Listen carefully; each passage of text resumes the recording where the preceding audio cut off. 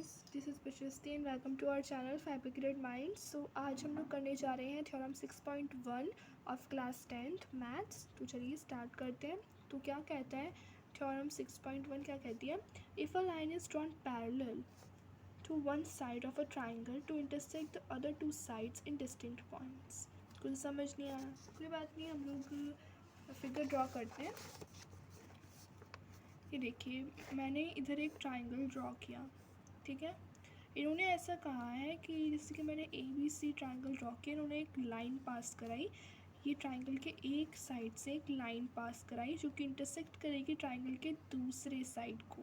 Yes, बिल्कुल intersect तो कर दिया, इसको नाम दे देते हैं, ठीक है। ये इंटरसेक्ट कर दिया इन्होंने, DE ने, ठीक है। AB को और AC को इंटरसेक्ट कर दिया।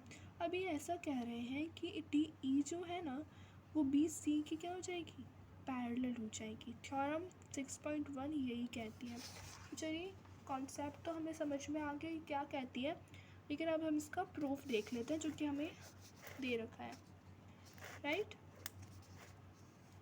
यही कहती है थ्योरम 6.1।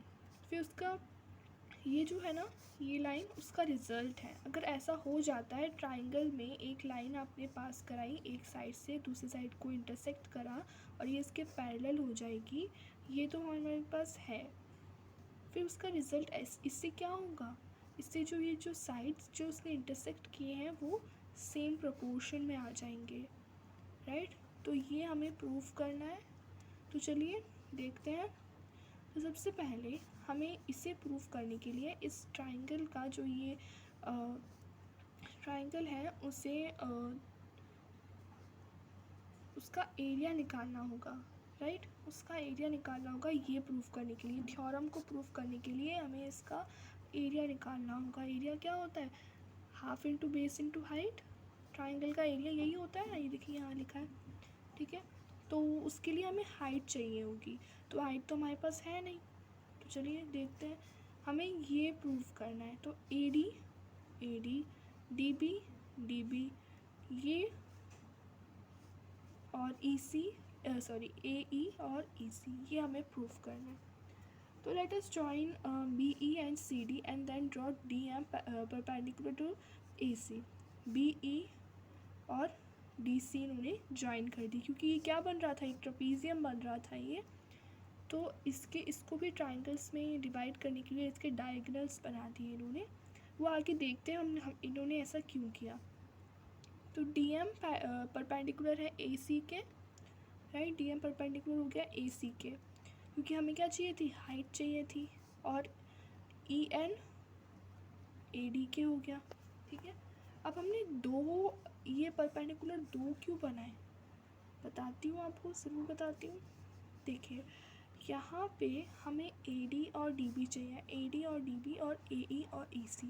तो अगर मैं इसे बेस समझती हूँ, सपोज़ मैं AD को बेस समझती हूँ क्योंकि मुझे AD चाहिए, मैंने AD को बेस समझा, तो परपेंडिकुलर तो हाइट तो मैं किसको मानूंगी?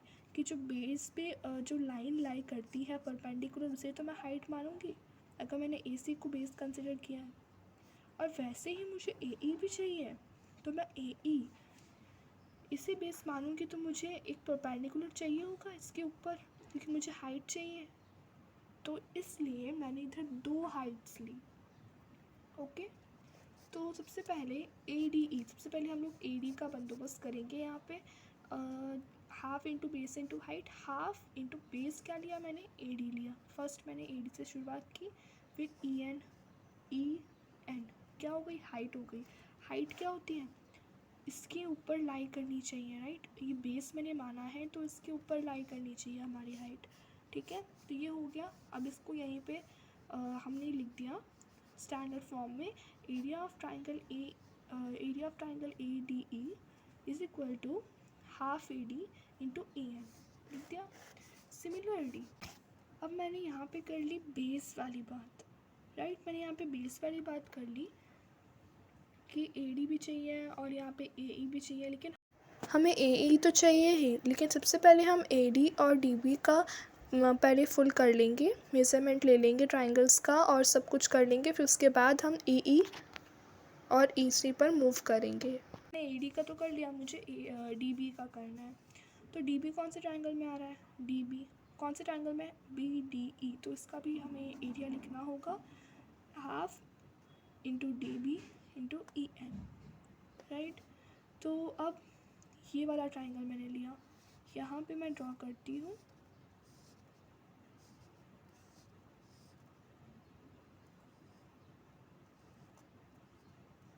Okay, A N N D,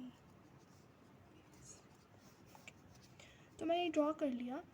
अब मैंने कौन सा ट्राइंगल लिया, बी डी ई, ये वाला ट्राइंगल लिया मैंने, ठीक है। यहाँ पे मेरा बेस तो हो गया डी बी, क्योंकि मुझे डी बी चाहिए ना, डी बी चाहिए मुझे। तो मैं बेस हमारी नीड के अकॉर्डिंग हम बेस लेंगे। हमें जो बेस चाहिए, जो साइड चाहिए होगा, तो हम वो ही बेस लेंगे या फिर उसी साइड को हम लेंगे, क्योंकि हमें चाहिए उस पर डिपेंड करता है।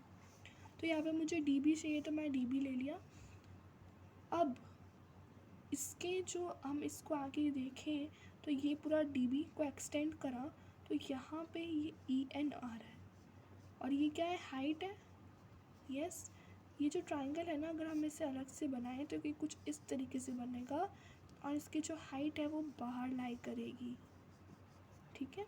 यहाँ पे मैं एक और हाइट नहीं बना सकती, इसको कॉम्प्लेक्स नहीं कर सकती, इसलिए मैंने ये वाली हाइट कंसिडर की, ठीक है। ये राइट एंगल ट्राइंगल तो है नहीं, ये वाला राइट एंगल ट्राइंगल तो है नहीं, तो मैं इसको हाइट मान लेती।